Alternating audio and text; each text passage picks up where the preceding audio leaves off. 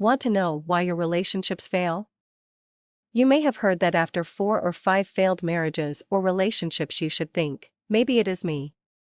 The same could be said for the dating scene. But then maybe it's not you. Maybe your insignificant other never got to know you before your relationship hit the serious stage. Any more than you got to know him. Have you ever considered that the failures of your relationships begin at the start of your relationships? Let's say you are out at a club looking for Mr. Right.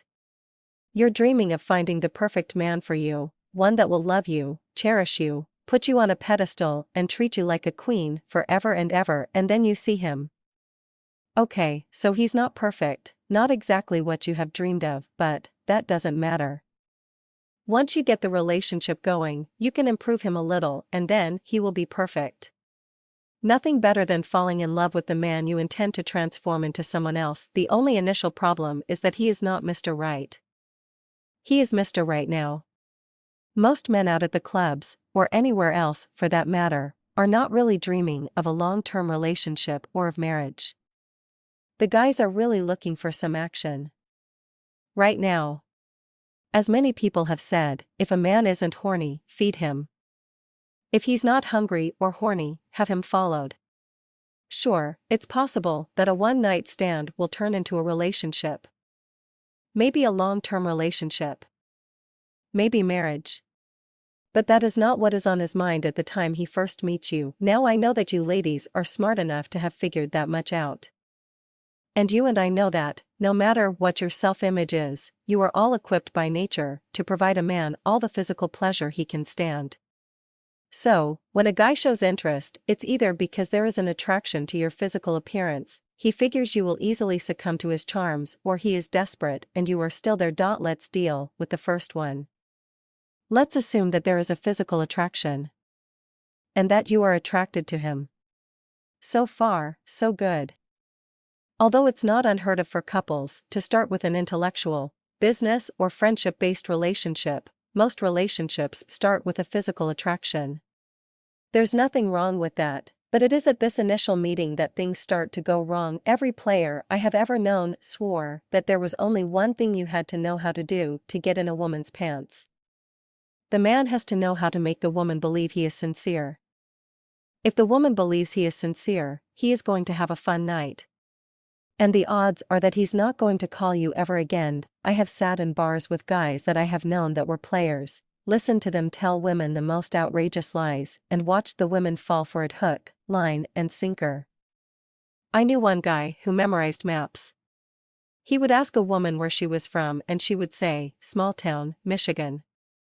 He, although from Texas, would reply, "Really? Why, I'm from Kindofsmall, Michigan, 20 miles down the road. Do you know Mrs. Johnson?" And the woman would go on for an hour or more about all the folks she knew, none of which the guy knew, and he would nod or look sad or react to whatever story she told, and she would take the player home. And she would never hear from him again. The woman is, of course, hurt and angry. She was lied to and used. But not completely. She got a shot at what she went to the club for. She did get a chance at the dreamed. I used to ask the players I knew why, if sincerity worked, weren't they really sincere? Why not just be themselves? And they would tell me, because it won't work. Women don't want a real guy. They want a dream. They live for the fantasy, but, let's be honest. You girls aren't sincere at the beginning either. Or even during the courtship. You don't sit down and tell the truth about yourself. You don't talk about your PMS.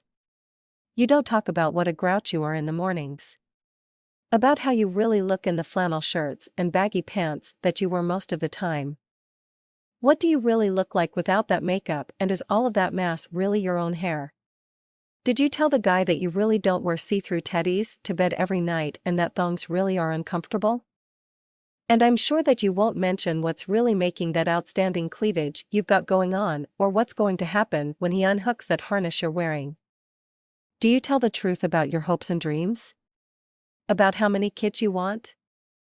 About the house you dream of, the car you want, and the lifestyle you want to live? Did you tell him your credit cards are maxed out and that you can't balance your checkbook? How about that you can't stand dirty dishes being left in the sink, dirty socks and underwear on floor, and that you are a neat freak except when it comes to your closet? Did you tell him that you pout and whine when you don't get your way? Were you honest when you said that you loved watching sports on television all weekend? Does your house look like it does when you don't have a date or a steady boyfriend that you are trying to impress? Are you willing to let him see the mess in your closet? Did you tell him your idea of breakfast is whatever is left over from last night and that you will not be making him a full, hot breakfast every morning for the rest of his life? Or are you trying to figure out what appeals to him so he will be interested in you? Trust me. He's interested. Or desperate. If he's desperate, he'll be pushing hard to get you out of the club or pushing hard on the booze. But what happens when you meet a guy, you are both attracted to each other, and he tells you things like, "I'm a workaholic. My normal workday is 14 hours. Or it could be that I can't hold a job and I still live with mommy and daddy. I am a functional alcoholic. My preferred entertainment is television and strip joints. I want home-cooked meals every morning and every night. I hate eating out and will only take you out when I'm trying to get lucky and you are not attacking me at home like you did when we were dating. I am about as romantic as a stump. Don't be offended when I forget your birthday, I don't remember my own. On weekends, I play sports in the morning and watch sports and drink and smoke all afternoon and evening. I hate talking on the phone, and it's highly unlikely that your mother and I are really going to get along.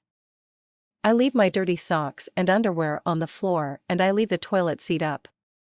I do not do dishes, I do not clean bathrooms, and, if you want a house with a yard, you can mow the grass and trim the hedges. I hate your girlfriends except for the one or two I'm going to fantasize about when I have the red ass at you. You'd run. You'd think the guy was weird as hell and that he should be in a mental ward. But he is telling you the truth. That really is what he is. He's not a player. He's not trying to get you in the sack that night. He wants you to know what you are getting into. He is being sincere. He really is interested in you. He doesn't want you to be disappointed when you find out the truth. Welcome to reality, girls. The description above is a pretty accurate description of who most of us guys really are. A few variations here and there, but it's pretty close. So, after the dating game or even the let's live together thing ends in marriage, the real truth gets revealed. On both sides. You're busted, and so is he. Now you have to deal with the realities that you have hidden from each other. The fantasy is done. So, instead of playing with the players, what do you do with the guy who is sincere, who tells you the pure, unvarnished, ugly truth? You could at least appreciate him for being honest. You could realize that there is a basis for a real relationship with someone who is real. It may just be a friendship. But it would be a real friendship. So, try easing into a little truth telling yourself. Try being a little more of who you really are. For the future, remember that most guys are really so easy to control. And guys are really not all that hard to change. What is it that makes a guy behave so well, to be romantic, and why was he trying so hard to please you when you were dating? Was the guy chasing after you because you pouted, whined, because you bitched a lot and told him what to do all the time? Because you were always tired and in a bad mood? Did he find your baggy shirts, no makeup and hair in a ponytail look sexy? No. The guy was chasing you because he was interested and because you were trying. Because you were doing those special things to make life and romance interesting. Because you rewarded his good behavior. Because you lovingly got him motivated to do what you wanted him to do. Guys work hard when you try to turn them on, when you physically please them, when you praise them, and when you reward them. Just like you want to be praised and rewarded, so do most men. The rewards we want may be different from yours, but we both want rewards. And it is a simple truth. If he ain't getting his, you won't be getting yours. To get, you have to give. If you want romance, try remembering that it is women who are romantic. Men are not.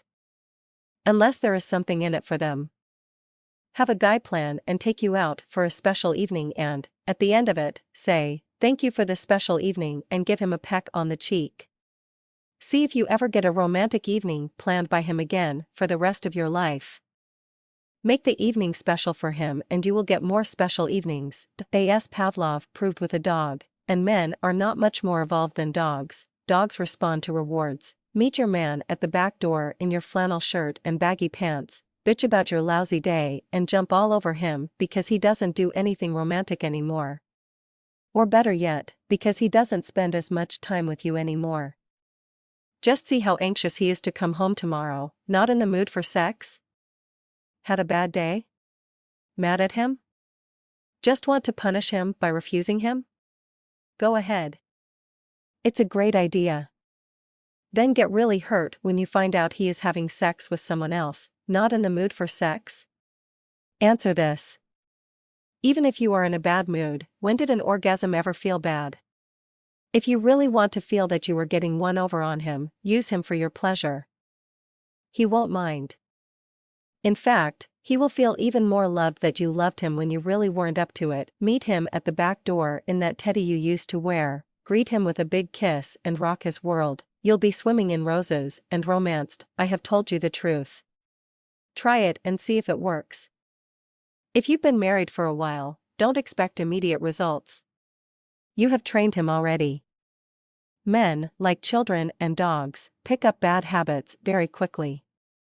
Good habits take a lot of work, a lot of repetition, and a lot of rewards.